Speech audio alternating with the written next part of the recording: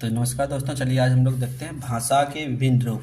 ठीक है, तो जैसे कि आप लोग देख रहे हैं हिंदी साहित्य के बारे में, तो इसमें से आप लोग का टीजीटी, पीजीटी, नेट, जीआरएफ, सहायक आचार्य 6 to 8, 1 to 5 सभी जितना भी है सबके लिए हिंदी का ये कोर्स में सारा ऑब्जेक्टिव बताया जाएगा। जितना भी कम्पिटिटिव एग्ज़ाम है सारा एग्ज़ाम के लिए महत्वपूर्ण है। तो चलिए आज देखेंगे हम लोग, चैप्टर का नाम है भाषा के विभिन्न रूप। तो भाषा के विभिन्न रूप से हम लोग आज ऑब्जेक्टिव क्वेश्चन पढ़ेंगे, 100 के आसपास पढ़ेंगे। चलिए देखते हैं पहला क्वेश्चन क्या है।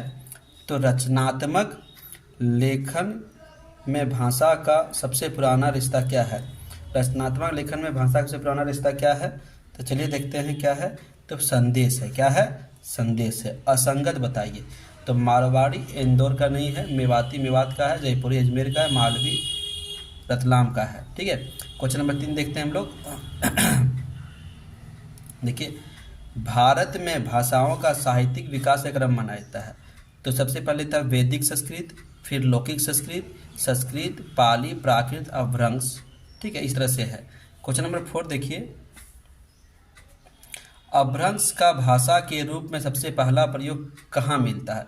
तो वल्लवी के राजा धारसेन द्वितीय के शिलालेख में, वल्लवी के राजा धारसेन के द्वितीय शिलालेख में। ठीक है, तो चलिए देखते हैं अगला क्वेश्चन नंबर 5। मेरठ, बिजनौर, सहारनपुर, देहरादून के मैदानी क्षेत्रों में कौन सी बोली बोली जाती है। तो खड़ी बोली बोली जाती है। अगला क्वेश्चन देखिए, क्वेश्चन नंबर 6। भारतवर्ष में हिंदी को किस वर्ग में रखा गया है। तो राजभाषा वर्ग में। क्वेश्चन नंबर 7 देखिए, संविधान के किस भाग में हिंदी को भारत की राजभाषा कहा गया है। तो भाग 17 में कहा गया। कौन सा भाग में? भाग 17 में। क्वेश्चन नंबर 8, व्याकरण शब्द का अर्थ क्या है। टुकड़े टुकड़े। व्याकरण शब्द का अर्थ है टुकड़े टुकड़े करना। मेवाती हिंदी किस भाषा वर्ग से संबंधित है। राजस्थानी। मेवाती हिंदी किस भाषा वर्ग से संबंधित है। राजस्थानी। संघ की भाषा हिंदी और लिपि देवनागरी होगी। संविधान के किस अनुच्छेद में कहा गया है। अनुच्छेद 347। संघ की राजभाषा हिंदी और लिपि देवनागरी होगी। यह संविधान के किस अनुच्छेद में कहा गया है। तो अनुच्छेद 343। ठीक है। क्वेश्चन नंबर देखिए, अगला क्वेश्चन यहाँ है, कितने भारत राज्यों की राजभाषा हिंदी है। तो 15 भारत राज्यों की राजभाषा हिंदी है। चलिए देखते हैं, एक क्वेश्चन छूट गया। अशोक के शिलालेख ब्राह्मी लिपि तथा किस भाषा में उत्कीर्ण है। प्राकृत। ठीक है, अगला क्वेश्चन है, कितने भारतीय राज्यों की राजभाषा हिंदी है। 15। कितने की है। 15। चलिए आगे देखते हैं। क्वेश्चन नंबर 13 देखिए, हिंदी की प्रमुख बोलियों तथा उनके नामकरणकर्ता के संबंध में असंगत है। तो मैथिली बांकीदास नहीं लिखा है। ठीक है, तो राजस्थानी है बिहारी, राजस्थानी और बिहारी का है जॉर्ज गिब्सन। ब्रजबुली कौन है। ईश्वर दास है। कोरवी है राहुल सांकृत्यायन, लेकिन नहीं। तो मैथिली कौन है। मैथिली है कॉल ब्रुक ने किया था। क्वेश्चन नंबर 14 देखते हैं हम लोग। तो देखते हैं 14, निम्न में से कौन सा कथन असत्य है। तो कौन सा कथन असत्य है। तो देखिए, इसमें सारा कथन सत्य है, कोई भी कथन असत्य नहीं है, सारा कथन सत्य है। खड़ी बोली आंदोलन में अयोध्या प्रसाद खत्री का अविस्मरणीय योगदान था। सही है। गिलक्रिस्ट ने हिंदुस्तानी भाषा के व्याकरण और कोश की रचना की। राष्ट्रभाषा का प्रथम व्याकरण पुस्तक का प्रकाशन 1948 में हुआ। राजा लक्ष्मण सिंह का दृष्टिकोण था राजा शिव प्रसाद के दृष्टिकोण का ठीक विरोधी था। ये उर्दू को मुसलमानों की बोली मानते थे। चलिए देखते हैं अगला क्वेश्चन नंबर हम लोग 15, किसे आधुनिक आर्य भाषा नहीं माना गया है। तो अपभ्रंश को आधुनिक आर्य भाषा नहीं माना गया है। अपभ्रंश को आधुनिक आर्य भाषा नहीं माना गया है। स्वामी दयानंद सरस्वती ने किसकी रचना हिंदी भाषा में की। तो सत्यार्थ प्रकाश की। किसकी रचना हिंदी में की। तो सत्यार्थ प्रकाश की रचना की। क्वेश्चन नंबर 17 देखिए, निम्न में से असंगत कौन है। तो पूर्वी हिंदी बघेलीतर, बिहारी हिंदी, मैथिली, पश्चिमी हिंदी, मारवाड़ी नहीं है। ठीक है, ये राजस्थानी में आता है, राजस्थानी जयपुरी। ठीक है, चलिए देखते हैं अगला क्वेश्चन। तो दोस्तों, अगर आप लोगों ने लाइक नहीं किया अभी तक तो जल्दी से लाइक कर दीजिए, चैनल को सब्सक्राइब कर दीजिए। अपभ्रंश में कौन से व्यंजन नहीं थे। अड़ ओड़। ये अड़ ओड़ को द्विगुणित व्यंजन कहा जाता है। पाली को भाषा भी कहा जाता है, देश भाषा। पाली को कौन भाषा कहा जाता है। देश भाषा भी कहा जाता है। अगला क्वेश्चन देखते हैं, किसकी मातृभाषा हिंदी नहीं है। मुरारजी देसाई की मातृभाषा हिंदी नहीं है। अगला देखिए, भाषाई आधार पर सर्वप्रथम किस राज्य का गठन हुआ था।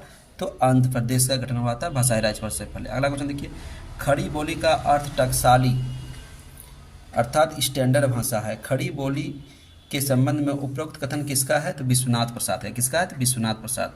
डॉक्टर हरदेव बाहरी ने अपभ्रंश का स्वर्णकाल कब कहा है? तो 7वीं से 11वीं सदी को अपभ्रंश का स्वर्णकाल कहा जाता है। कौन कहा था? डॉक्टर हरदेव बाहरी ने। निम्नलिखित में से कौन अवधी भाषा का कवि नहीं है? तो नंददास अवधी भाषा का कवि नहीं है। अगला क्वेश्चन देखिए, दक्षिणी मारवाड़ी की प्रतिनिधि बोली क्या है? मालवी। दक्षिणी मारवाड़ी की प्रतिनिधि बोली क्या है? मालवी। आधुनिक भारतीय भाषाओं का विकास किस भाषा से हुआ है? तो अपभ्रंश के। अगला क्वेश्चन देखिए, निम्न में से कौन सा हाड़ौती बोली का क्षेत्र नहीं है? तो धौलपुर है। ठीक है। भाषा का निर्माण होता है किससे होता है? व्यक्त ध्वनियों से। अगला क्वेश्चन देखिए, भाषा का उल्लेख संविधान के किस भाग में है? भाग 17। ठीक है, भाग 17। और कौन सी अनुसूची में? 8वीं अनुसूची में। संविधान लागू होने के समय 8वीं अनुसूची में कितनी भाषाएं थी? 14। अभी कितनी भाषाएं हैं? 22। उसमें कितना थी? 14। अभी कितने हैं? 22। ठीक है। अगला क्वेश्चन देखते हैं, लास्ट क्वेश्चन। अभी और भी क्वेश्चन है। संविधान के किस अनुसूची में 22 भाषाओं का उल्लेख है? 8वीं अनुसूची। ठीक है। तो पहले था 14, अभी है 8वीं, ये मतलब 22। ठीक है। अभी अनुसूची की संख्या कितना है? 12 अनुसूची। पहले कितना अनुसूची था? 8। अभी कितना अनुसूची है? 22, सॉरी 12। क्वेश्चन नंबर देखिए 32, 21वां संविधान संशोधन द्वारा 8वीं अनुसूची में किस भाषा को जोड़ा गया था? सिंधी भाषा को। 71वें संविधान संशोधन द्वारा 8वीं अनुसूची में किस भाषा को जोड़ा गया था? तो कोंकणी हो जाएगा, नेपाली और मणिपुरी। ठीक है। अगला क्वेश्चन देखिए, 92वां संविधान संशोधन द्वारा 8वीं अनुसूची में किस भाषा को जोड़ा गया था? बोडो को जोड़ा गया था। ठीक है। अगला क्वेश्चन देखिए, संसद में प्रयोग की जाने वाली भाषा का उल्लेख संविधान के किस अनुच्छेद में है? 120। क्वेश्चन देखिए 36, राज्य विधानमंडल में प्रयोग की जाने वाली भाषा का उल्लेख संविधान के किस अनुच्छेद में? 210। संविधान के किस अनुच्छेद में कहा गया है कि संघ की राजभाषा हिंदी और लिपि देवनागरी होगी? अंकों का रूप भारतीय अंकों का अंतर्राष्ट्रीय रूप होगा।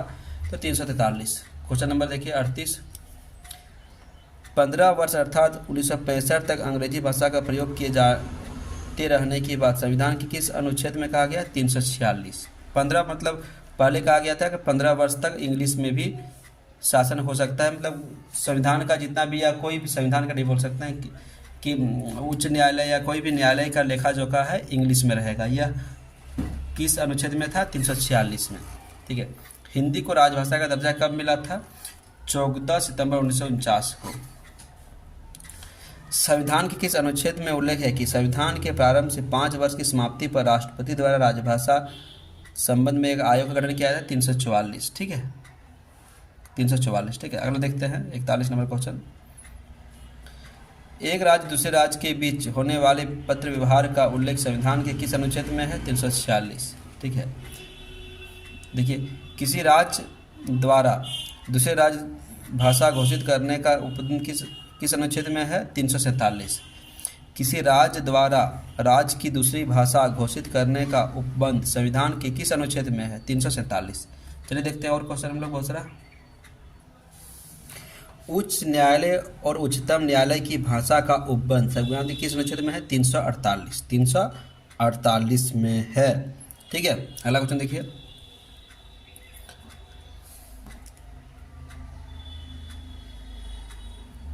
अगला क्वेश्चन देखिए, राजभाषा संबंधी कोई भी विधेयक राष्ट्रपति की पूर्व मंजूरी के बिना पेश नहीं की जा सकती। राष्ट्रपति भी आयोग की सिफारिशों पर विचार करने के बाद ही मंजूरी दे सकेगा।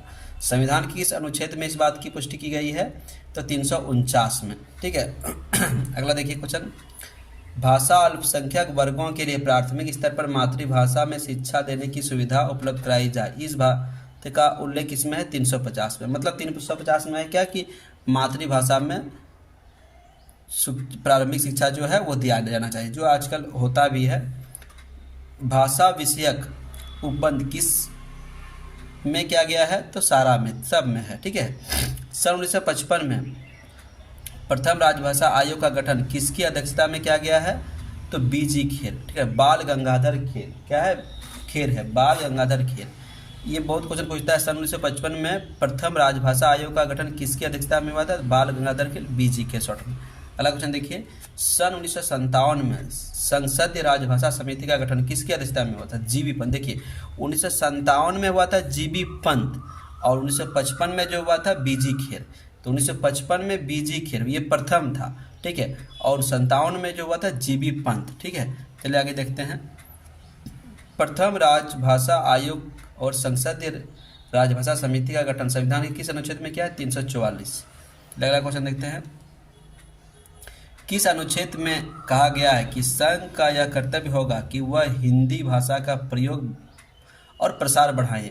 तो 351 में कहा गया कि हिंदी भाषा का प्रचार करें, उसका प्रसार बढ़ाएं, ठीक है। अगला क्वेश्चन देखिए, अंग्रेजी के व्योमहो से पीछे छुटाना है स्वराज का अनिवार्य अंग है, यह कथन किसका है? महात्मा गांधी। मतलब महात्मा गांधी कहना था कि अंग्रेजी से पीछे छुड़ाइए और हिंदी भाषा का प्रयोग कीजिए, ठीक है।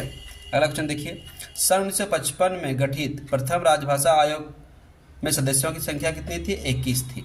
तो प्रथम राजभाषा आयोग में इसका अध्यक्ष कौन था? इसका अध्यक्ष अभी बताइए था आप लोग इसका कमेंट में कि इसका अध्यक्ष कौन थे? सन 1955 में प्रथम राजभाषा आयोग जो था उसका अध्यक्ष कौन था? जल्दी से बोलिए, आप लोग कमेंट में बोलिए, ठीक है।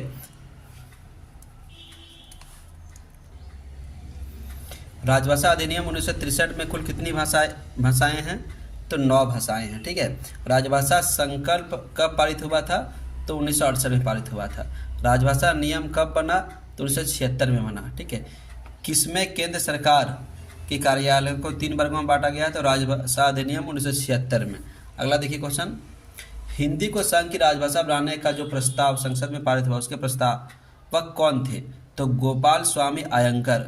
अगला क्वेश्चन देखिए, निम्नलिखित में केंद्र सरकार की कार्यालयों का अनुपयुक्त विभाजन था घ वर्ग के क्षेत्र में।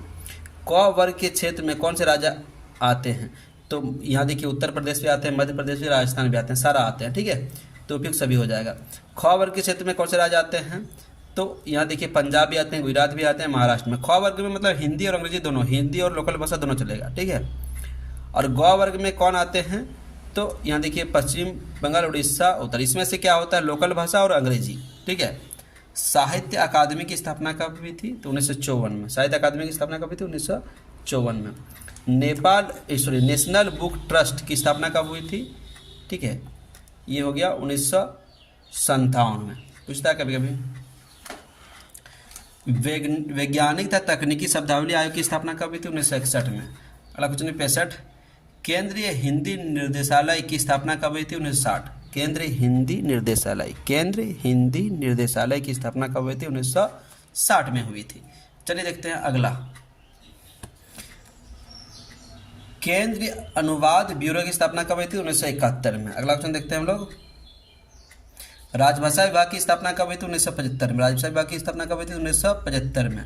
अगला क्वेश्चन देखते हैं, केंद्रीय अनुवाद ब्यूरो किस मंत्रालय के अधीन कार्य करता है? केंद्रीय अनुवाद ब्यूरो गृह मंत्रालय के अधीन कार्य करता है। साहित्य अकादमी किस मंत्रालय के अधीन में आता है? तो ये शिक्षा मंत्रालय के अधीन में आता है। राजभाषा विभाग किस मंत्रालय के अधीन में आता है? तो गृह मंत्रालय के अधीन में आता है। राजभाषा विभाग किस मंत्रालय में है? गृह मंत्रालय। नेशनल बुक ट्रस्ट किस मंत्रालय में आता है? शिक्षा मंत्रालय में आता है, नेशनल बुक ट्रस्ट। अगला क्वेश्चन देखिए, वैज्ञानिक तथा तकनीकी शब्दावली आयोग किस मंत्रालय में आता है? शिक्षा मंत्रालय। अमीर खुसरो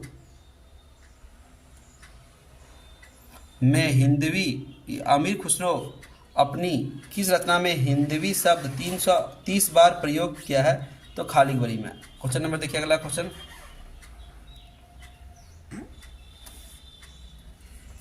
हिंदी को आम बोलचाल की मातृभाषा किसने कहा? जॉर्ज गिब्सन ने। राजभाषा से क्या अभिप्राय है? सरकारी कार्यालय की भाषा, ठीक है। चलिए देखते हैं आगे। तो आज का लास्ट क्वेश्चन है, हिंदी को आर्य भाषा कहकर प्रयोग और प्रचार प्रसार किसने करने वाले कौन थे? महर्षि दयानंद सरस्वती। तो इस तरह के वीडियो को देखने के लिए जल्दी से ट्राई कर दीजिए, वीडियो को लाइक कीजिए और जल्दी से वीडियो को शेयर कर दीजिए। और आप लोग चलो वीडियो को लाइक करने भूल जाते हैं, जल्दी लाइक कर दीजिए, लेकिन आप लोग को रिक्वेस्ट है। धन्यवाद, जय हिंद।